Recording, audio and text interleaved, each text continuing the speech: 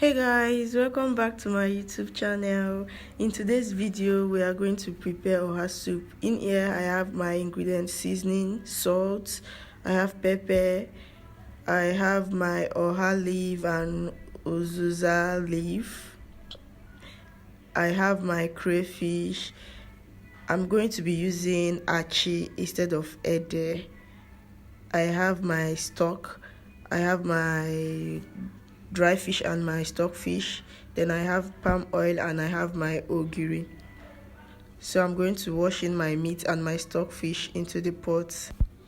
So I'll go in with my seasoning. Video how will just change color to now. So this is the soup is actually souping. Food is ready. So guys, you can come. The taste of the soup is actually yummy.